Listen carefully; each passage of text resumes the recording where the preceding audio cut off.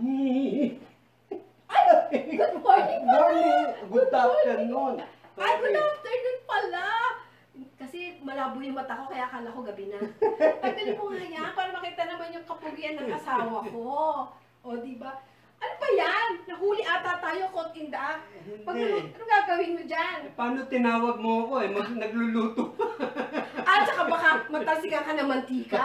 Akala ko, papaluin Binili mo. ko to kahapon sa Oo. Mary Help of Christian. Gawa nila ito eh. Ngayon, naisip ko, ang hirap pala rin gamitin sa sa labas. Okay, so, Mas nagagamit ko ngayon. saan? Sa pagluluto? Para hindi ako matalsikan ng mantika. Ako naman, kaya naman ako may dala nito, kasi meron akong surprise na iluluto sa iyo. Baka matasikan naman ako ng flour. Kaya ito. Kaya hindi ko kami nag-aaway, ha? Okay. So, again, good afternoon. Formally, good afternoon ho sa inyong lahat. Welcome to P-Pop Live. Dahil 1:30 p.m. na, ang asawa ko ay naghahanap. Okay? So, ngayon mga kapatid, tayo ay nandito para, syempre, batiin ulit sila at mga musta, di ba? Nawawala yung recipe ko. Ano ba yung recipe mo? Nakakahiya ka naman. O sige na ba rin?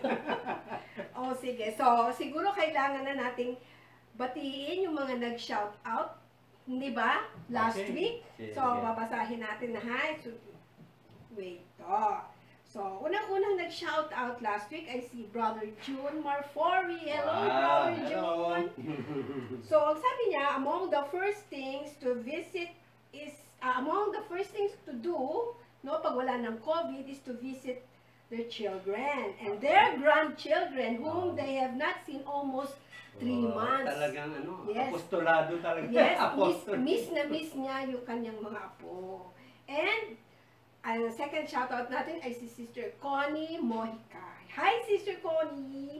So, sabi niya, ang first thing na gagawin niya ay, syempre, gusto niya magkaroon ng Thanksgiving Mass. Wow, very holy. At saka, para sama-sama daw silang mag-aanak to glorify God. And number 3, si Sister Nanette. Eto, okay din kay Sister Nanette. Sabi niya, to celebrate our freedom with family and friends.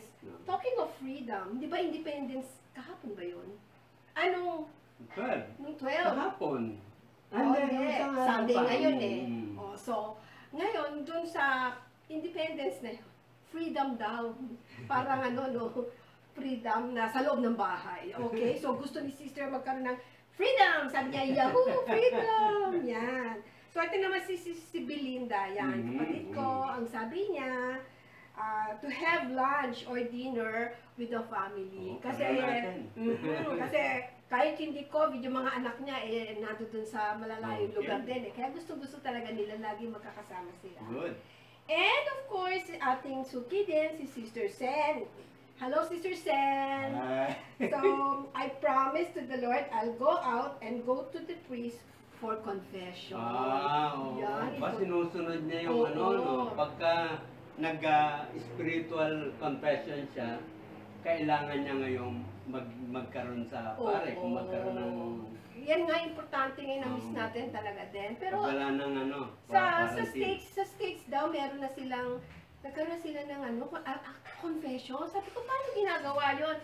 Parang sa labas, so nakapila sila. Drive-thru. Drive-thru, tama, drive-thru. Pare, nasa kotse sila, doon sila nagko-confess. Pwede pala yun, Okay, so, si Sister Susie naman, hi Sister Susie! So, ang sa kanya naman, sabi din niya, na ang unang-una din niya gagawin is to go to church and go to confession para daw maging kompleto yung kanyang spiritual communion. Diba? So, that's also good. And also, si Brother Alex, nasa kabilang simbahan. Yes, hello Brother Alex! Welcome to P-Pop again. Ang sabi naman niya is also to go to church to hear and participate in the actual Eucharistic celebration. Talaga naman Talagang miss na miss mo na, Brother Alex. Giving thanks and to glorify God through His faithfulness dito sa pangyayari na ito. So, ang napansin natin, ang makagandahan dun sa mga sinabi nila, nakikita natin doon na talagang family is always there, na Kung una ano natin yung naisip. binavalue nila na Yes. mabuti, yun Also, din na nami-miss nila. Yun yung unang pumapasok. And then also, and of course, yung kay God. Diba? And of course, the other people, which is friends. Walang nagsabi na, ay, una-una ko punta ako sa chiching, sa casino yun, ha? Hindi walang nagsabi na gano'n, pupunta ako sa bar. Baka nahihiya lang. Anyway, so maganda, no? Parang natutuwa kami na kahit pa paano, kahit sa konting taong ito na nag-shout out, yung gusto naming narinig namin. Yung Amen. value of the Amen. people. And Alam mo, ang ganda nung nung talk and sharing ni Sister B last week. No? ay, oo, oo.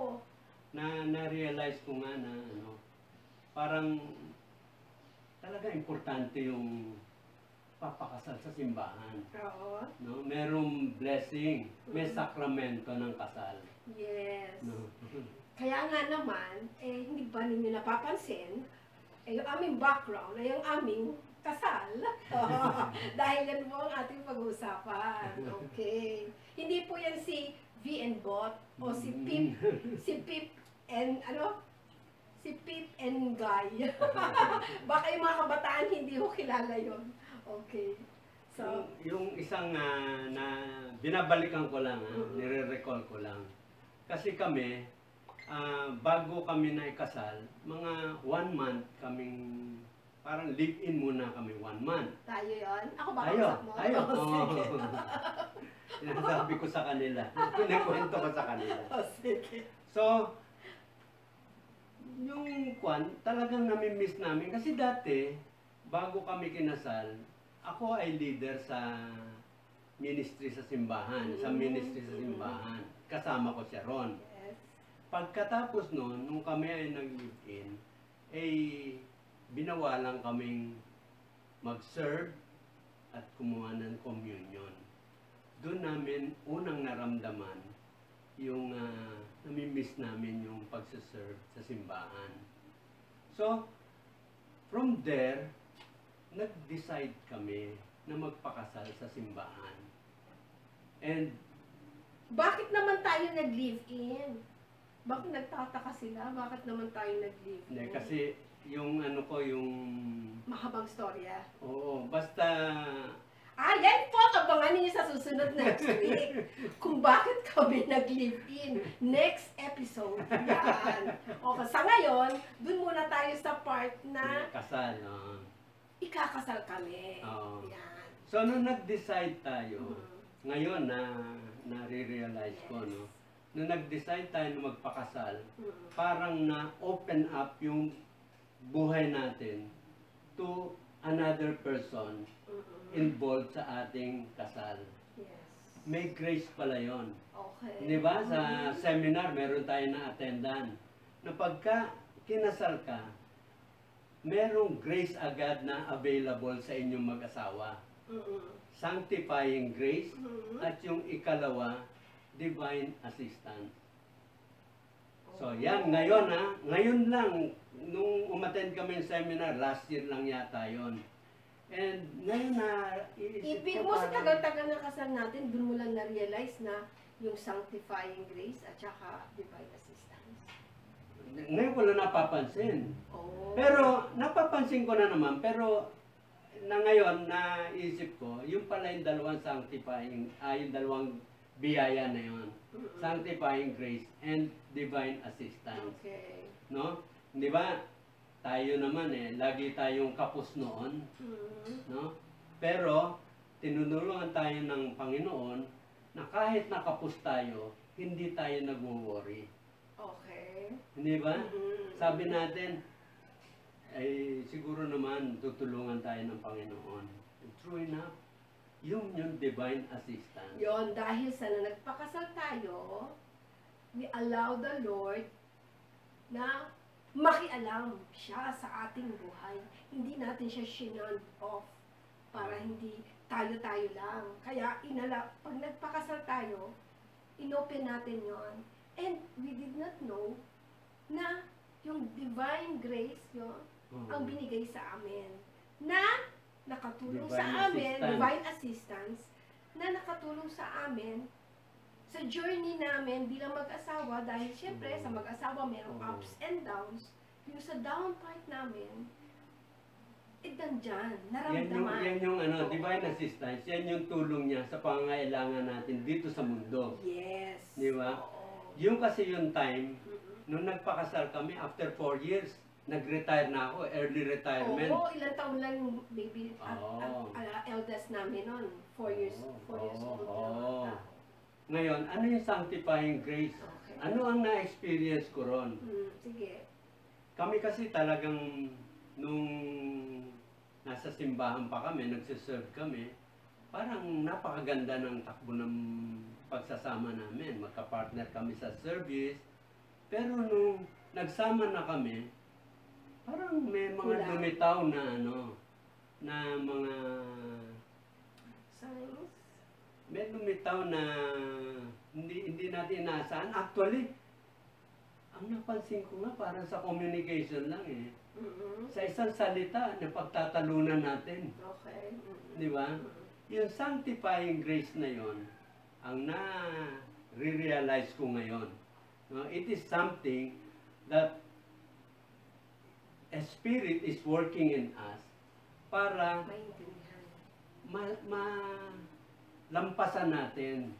Palagay ko yung demonyo nagbubuyo sa atin noon eh. Na in this world, itong salita na ito, pwedeng pag-awayan yan. Napakasimpleng salita. At alam mo kasi, hindi pa ninyo napapansin kasi di ba pag mag-boyfriend kayo, tapos mag-aasawa kayo, no? Lifetime yun. Hindi kayo magkakilala talaga. Yung iba parang sa isang ibang lupalop, nagkita kayo, hindi magkaiba yung ugali ninyo, mag-iba yung upbringing ni isa, iba upbringing ng isa. Di ba? Pero nagsama kayo. Bakit parang nagkakasundo kayo? Di ba? That is the Sanctifying grace. Sanctifying Grace. Yun yung sanctifying grace. Kaya nakakayanan namin kung meron, kasi parang, alam mo, nare-realize ko, no, totoo na ginugulo tayo ng demonyo. No? Kasi madalas sa simpleng salita, simpleng gawa na overlook ko, simpleng hindi ko nagawa, no? Nabibigyan ng dahilan para mag-away kami. Maraming ganyan very common yan sa mag-asawa. Ngayon, hindi naman yan mawawala. Kaya nga, pag tayo nagpakasal, may kalakip na regalo talaga yan.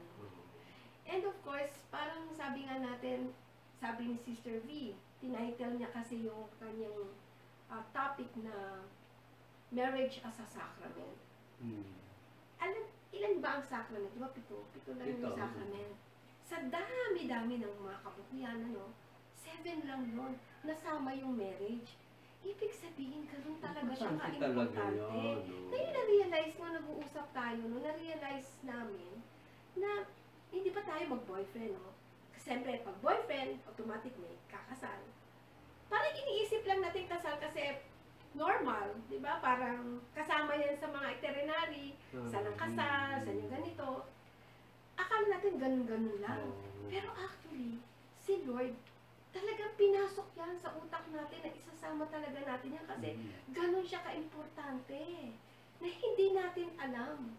No? Na meron Pero siyang minsan ginagawa. napapansin ko sa kasal, yung asa nag-prepare ng kanilang kasal, ang konting oras lang yung paghahanda sa kasal. Oo, yung nga yung Ang maraming oras yung paghahanda sa reception. Yun nga yung nakakalungkot. Yun nga sana yung gusto natin mabago, no? Kasi syempre, no, panahon yun noon. So ngayon, lalo na ngayon, ang dami-dami, 2 ang kasal. Merong kasal na sa labas, na sobrang bongga, yung sumunod na kasal, sa simbahan, yun ang simple. Di ba? Pero yung iba naman, hindi makapagpakasal, nagli-live in or pino-forgo, wala pa daw silang pera, magastos daw. Kami po kasi nung Hindi kinasal nakikita kami, yung importansya. hindi naman kami gumastos. Actually, wala yung parents ko nung kinasal ako. Ay yung, ako lang talaga, wala yung mga kapatid ko, nasa ibang bansa sila. Pero talagang kailangan naming magpakasal. So, hindi kami nag-isip ng mga balakid. No? So, sa chapel lang kami nagpakasal. And, pero titignan nyo naman, parang ingranding kasal. Victoria lang yan. Victoria lang po yan. Studio lang So, yan. nung natapos na yung kasal namin na simple, sabi ko sa kanya, Hindi ganyan ang suot ko, ha? yeah, I know.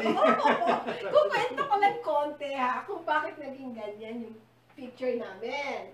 Kasi yung suot ko, kay Sister Linda Dino yan, sumalangit yung kaluluwa, kasi siya yung una-una secretary ng Mary Hope of Christian. Sabi ko, Tita Linda, pahiram nga ng iyong gown, kasi bakit? Sabi ko, gusto ko magpa-picture ng hindi pa kasal na kayo, gusto ko yung may picture kami na naka-display na ganyan, na sa studio taken. Kasi dream ko yon. So, nanghiram ako. Tapos si Jun, hiniram din niya ata sa pamangkin niya yung kanyang Amerikana. Hindi nga halata. O, pogi ng asawa ko dito, no? Siyempre, pogi pa hanggang ngayon. So, yun. So, ibig ko sabihin, inuna namin yung importante, yung kasal. Tapos yung mga ganyan little things, pwede na naman to follow. Kasi, on the sides lang yan. So, importante talaga yung kasal, di ba? Alam mo minsan, meron akong, yung mga nakakausap natin for counseling, yung naka-counsel natin, ang madalas nakikita ko, sila pagka, di ba, nag-aaway, maliit lang ang pinagsumulan ng away nila. Yes. Pero, pagka nakausap na natin sila, tinatanong natin, sabi, nagdasal ba kayo? Kung paanong, parang hinihingi ba ninyo ng tulong sa ano? Minsan hinihingi nila, pero actually, yung dalawang assistance na yon, normally pagka nag-aaway, sanctifying grace na yon, kung bakit kailangan mo i-avail yun. Available yun sa inyo. Saan tanong dyan? Brother ask June, God. paano ko ba malalaman yung tungkol sa sanctifying grace kung natanggap ko ba yun o ano, basta na lang ba magkakawin yun? So, ang sabi mo, It's there. pag It's andyan, there. pero kailangan mong hingin pa rin. Hingin kay God. Kunyari, nag-aaway kayo, no? Sabi mo, Lord, bigay mo sa akin yung gift mo sa akin sa kasal na ito. Parang gano'n.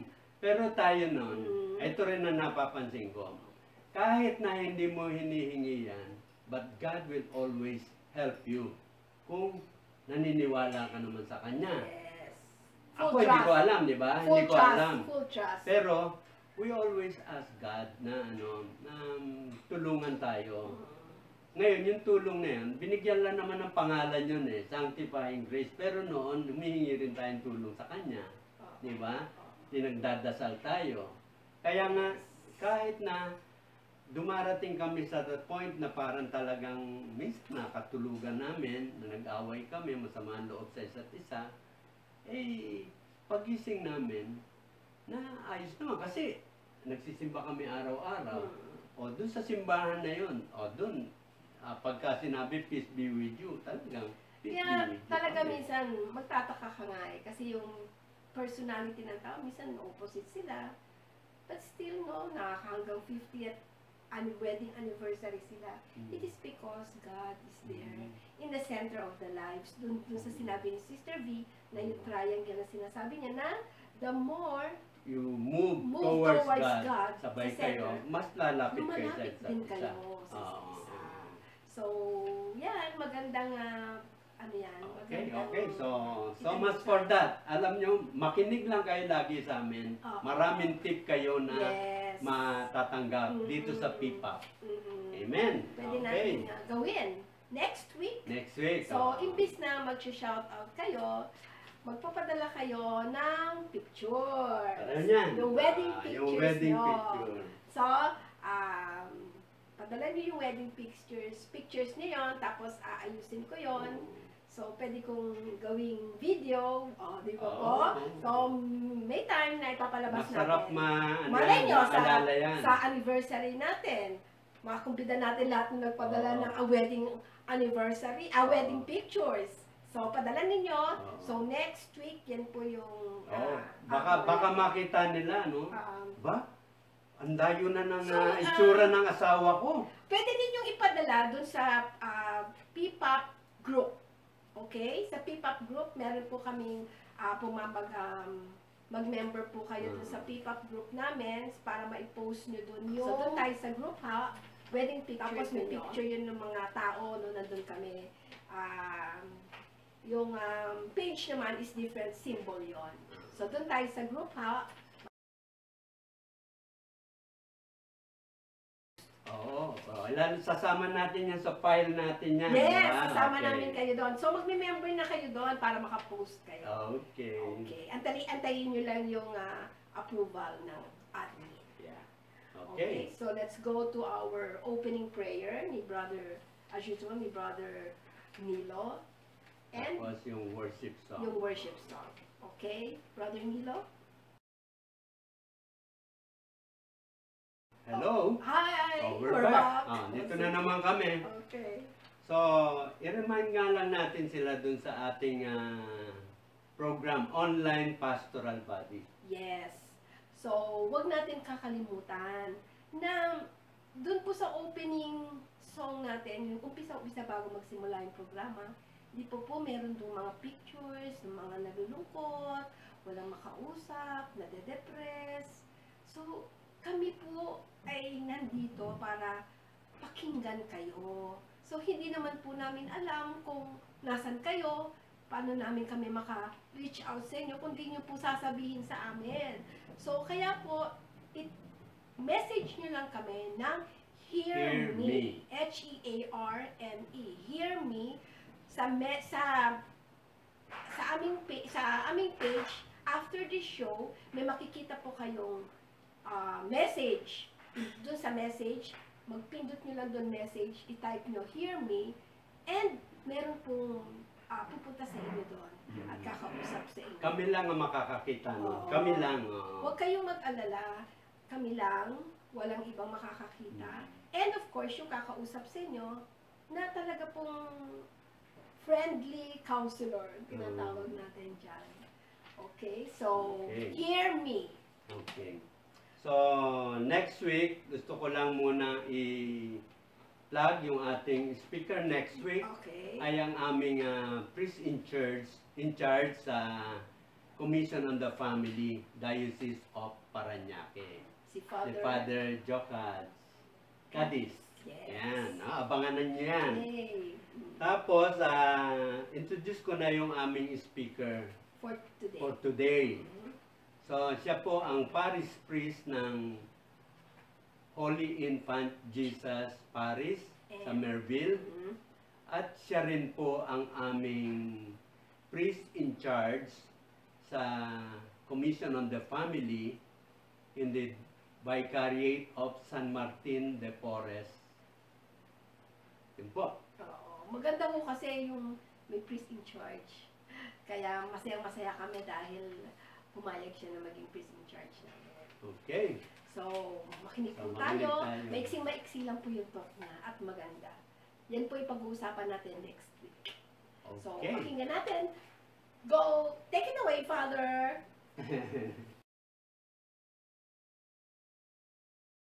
Magandang araw po sa inyong lahat. Inaanyayahan ko pong pagnilayan natin yung isa sa mga bahagi ng Amoris Laetitia, no, particularly po yung paragraph 321. At hayaan niyo pong basahin ko po muna kung ano yung original text niya, and then pagkatapos po, pagninilayan na po natin siya. Sabi po dito, Christian couples are for each other, for their children, and for their relatives, cooperators of grace and witnesses of the faith. God calls them to bestow life and to care for life. For this reason, the family has always been the nearest hospital. So let us care for one another, guide and encourage one another, and experience this as a part of our family spirituality. Life as a couple is a daily sharing in God's creative work, and each person is for the other a constant challenge from the Holy Spirit. God's love is proclaimed through the living and concrete word whereby a man and the woman express their conjugal love. The two are thus mutual reflections of that divine love, which comforts with a word, a look, a helping hand, a caress, an embrace. For this reason, to want to form a family is to resolve to be a part of God's dream, to choose to dream with Him, to want to build with Him, to join Him in this saga of building a world where no one will feel alone. So yun po yung katapusan ng paragraph na kailangan po nating pagnilayan ngayon. Kung babalikan po natin yung talatang iyon, actually, yun po ay may heading na a spirituality of care, consolation, and incentive. No? At ito po nga yung tumutukoy sa relationship within the family. And my dear brothers and sisters, kung babalikan po natin yung paragraph, meron pong ginamit na imahe doon si Pope Francis para tukuyin kung ano bang klaseng environment dapat ang isang pamilya. At sinabi po doon na ang pamilya daw dapat parang isang ospital. No? Na napakahalagang lugar sa mga panahon ngayon na kinakaharap po natin yung mga challenges ng COVID-19. Pero i-contextualize lang po natin sa ating kultura bilang mga Pilipino. At sa halip po na ospital ang gamitin nating salita, gamitin po natin yung isang salitang kilalang-kilala natin para tukuyin yung istruktura ng pamilya. Yung salita pong tahanan. Hindi lang po bahay, pero isang tahanan. Kasi malaki po yung pagkakaiba kapag tinutukoy natin yung bahay sa tahanan. Kapag bahay, istruktura lang po iyan. Yung may mga halige, may bubong, may pintuan, bintana, kwarto, at kung ano-ano pa pong bahagi ng bahay. Pero kapag sinabi po natin na isang tahanan, meron po itong mas malalim na kahulugan. Dahil ang isang bahay, kapag napuno ng mga tao, ng isang pamilya na nagmamahalan, ito po ay hindi na lang bahay, subalit nagiging tahanan. At yun po yung keyword doon, kung paano nagiging tahanan ng isang bahay, dahil po may pundasyon ng pagmamahalan. At sa tingin ko po, ito po yung challenge or yung hamon ng talatang ito, yung pagkakaroon ng pagmamahalan sa loob ng isang pamilya. Paano po ba natin makikita yung pagpapakita ng pagmamahalan sa loob ng isang pamilya? Gamitin po natin yung 4 letters that would correspond to the word pagmamahalan in English. At yun po ay yung salitang love. At gamitin po natin yung bawat titik ng salitang love para ipaalala sa atin ano bang uri ng tao dapat o bawat miyembro ng pamilya ang dapat nakatira sa loob ng isang tahanan. Letter L. Dapat po ang bawat miyembro ng pamilya sa loob ng isang tahanan knows how to listen. Letter L. Ang pakikinig po, hindi lang po yung basta pagbukas ng tenga at nakakarinig ka ng iba't ibang klaseng ingay, at ma-identify mo yon. Ang karaniwang ginagamit pong sense dyan is yung sense of hearing, kung saan may sound waves na pumapasok sa tenga, pinoproseso ng utak. Pero hindi po sa lahat ng pagkakataon na pinoproseso ng utak natin yung mga naririnig natin. Kaya nga may expression, di ba tayo? Pasok dito, labas dito. Ang tunay pong pakikinig ay hindi lang pagproseso ng mga tunog sa utak, pero pagproseso din po ng ating kalooban, ng ating puso. Sa mga pagkakataon po na kasama natin ang kapamilya natin, napakahalaga po ng pakikinig. Ngayon po, sa taon na ito, pinagdiriwang ng simbahan ang Year of Ecumenism, Interreligious Dialogue, and Indigenous Peoples. No? At doon po, isa sa mga elemento ng temang iyon, yung salitang dialogue. No? Sa loob ng pamilya, napakahalaga po ng kakayahan na makipag-dialogue. Dialogue po, hindi po monologue. No? Kasi karaniwan po sa bahay, aminin natin, sino lang ba yung madalas magsalita? Yung nanay na bungangera. No? Baka yung tatay bungangero din. No? Na yung mga anak, tahimik na lang. Wala nang boses. May mga pagkakataon po na sa mga magulang, napakahalaga rin po na makinig sa mga anak. Learn how to listen to them. Especially listen to those unspoken words. Kasi sa pakikinig, sinabi nga po natin, hindi lang dapat tenga yung ginagamit. Ginagamit din po natin yung ating mga mata. Kasi mamaya, may mga bagay pala na gustong sabihin ng isang miyembro ng ating pamilya na ipinapakita lang niya sa pamamagitan ng kanyang mga kilos. Sabi nga, actions speak louder than words. Naalala ko po nung ako po isang batang pare, isa po sa mga experiences na hindi ko makakalimutan. First experiences ko is yung mag-bless ng taong nagpakamatay. No, so kinausap ko po yung tao, ano po nangyari? Siyempre, nagpakamatay. Pero bakit nagpakamatay? Anong sabi ng mga magulang? Father, kasi hindi po namin nakakausap. Pagkatapos po sa trabaho, diretsyo na sa kwarto. No? Bihira na po namin makausap kasi kami po busy rin. Yun pala, meron ng dinadalang problema. That sometimes isolation is already a cry for help. Kaya po pagmasdan niyo po yung yung mga miyembro ng pamilya ninyo, baka meron po dyan bigla na lang tumatahimik, lalong-lalo po kapag meron pong pagbabago sa personality. Kasi po baka mamaya may pinagdadaanan na yan. Pero dahil hindi ka marunong makinig, hindi ka marunong tumingin, baka po ano nang mangyari dyan sa iyong kapamilya. That is why for you to become an authentic member of a family, isang tunay na bahagi ng tahanan, you must know how to listen.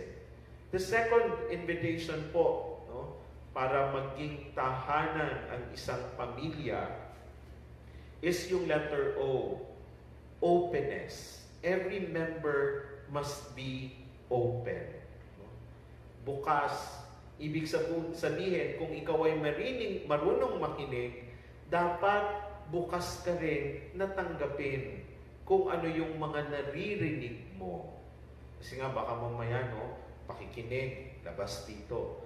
Yung openness also allows us to change.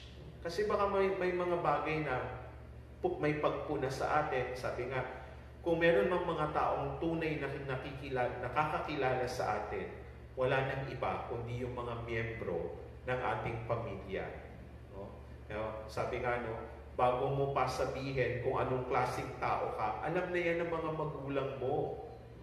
At napakahalaga rin na sana kung meron mang mga bagay na sinasabi sa atin, dapat bukas tayong tanggapin yung mga bagay na iyon. Hindi lang ikaw yung tatanggapin nila. Dapat marunong ka rin tumanggap ng iba. Di ba nga sabi, yung kapag may mga hindi tayo magagandang ugali na ipinapakita sa ibang tao, ano yung laging dinedemand natin sa kanila?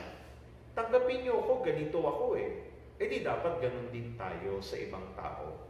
Dapat tanggapin din natin kung sino sila sa ating buhay. So, openness within the tahanan is very important. Pangatlo pong elemento na dapat meron ang bawat tahanan, yung letter V, sense of valuing. Sa Filipino context natin, yung pagpapahalaga. Hindi lang po ito yung mga values na tinatawag natin, pero yung pagpapahalaga sa bawat miyembro ng ating pamilya. At yung pagpapahalaga po maipapakita natin sa pamamagitan po ng appreciation. Especially these days na marami sa atin ay nakakaranas talaga ng quarantine. Hindi dahil may sakit, kung hindi dahil bawal lumabas. No? Dahil ayaw nating mahawa at ganoon din naman, ayaw din natin dapat makahawa kung tayo man ay carriers ng COVID-19 virus. No? At sa mga panahong ito, makikita natin kung paano kumikilos ang bawat isa, lalong-lalo na po sa pagtataguyod ng pamilya. May mga nagtatrabaho pa rin po ngayon. Yung mga simpleng paglabas ng bahay para bumili ng mga pangangailangan.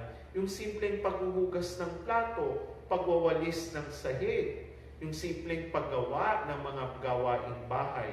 Sana pahalagahan natin kahit yung mga maliliit na bagay na ginagawa ng bawat miyembro ng pamilya. Pahalagahan natin yung value nila, yung halaga nila sa ating buhay. No? Sana magkaroon po ng appreciation ng value, hindi po depreciation ng value. Kaya nga po, dapat matuto tayo na magsabi ng mga katagang, salamat, thank you. Kasi baka mamaya lagi nating iniisip na, nanay ko naman yan tatay ko naman yan panganay na kapatid ko naman yan obligasyon naman talaga nila na gawin yung mga bagay na yan. Hindi po. Kahit kailan, kung tutuusin, hindi po tayo naging obligasyon ng ibang tao. Kaya nga, kung anuman na kabutihan na tinatanggap natin mula sa mga bawat miyembro ng ating pamilya, sa loob ng ating tahanan, matuto natin iyong pahalagahan at pasalamatan. No? At yun pong pang-apat, yung letter E sa salitang love that should exist within the tahanan, dapat po sa loob ng isang tahanan, may kakayahan tayo to encourage one another. Kaya nga po ang salitang tahanan ano po yung root word niyan? Tahan. Kailan ba kailangang patahanin ng isang tao? Kapag umiiyak. Kailan ba tayo umiiyak? Kapag nasugatan, kapag natatakot, kapag nasaktan. At sa loob ng tahanan, napakahalaga po ng gawain ng bawat pamilya ng pagpapalakas ng kalooban. At mangyayari lang po iyon kung meron po tayong sense of encouragement. Kung alam natin banggitin yung mga salitang, kaya mo yan. Huwag kang mag-alala, nandito lang ako. Kung kailangan mo ng karamay, hindi man ako ang sagot sa iyong problema, wala man akong maibibigay sa iyo, pero kaya kong makiiyak. Kaya kong yakapin ka para kahit papaano maibsan yung bigat sa iyong kalooban na iyong dinadala. Mga kapatid, sa atin pong pagpapatuloy sa pamumuhay natin bilang mga Kristiyano, huwag po natin kakalimutan na ang bawat isa po ay miyembro ng tahanan. Lalong-lalo na po yung original nating tahanan, yung sa mga magulang kung saan tayo nagmula, sa mga kapatid na ating kadugo at kalaman. Huwag natin silang kakalimutan. Dahil sa mga pagkakataon na nangangailangan tayo rin naman ang magdadamayan sa huli. Huwag po natin kakalimutan yung kasabihan sa English na blood is thicker than water. Let us not forget that in reality, family relationships are still the most valuable relationship in this world. Sana po sa mga mag-asawa, sa mga magulang, kayo po yung manguna. Kayo po yung manguna sa listening, kayo po yung manguna sa openness, kayo po yung manguna sa valuing, kayo po yung manguna sa encouragement. Para yung mga anak nyo po susunod lamang at matututo sa inyo.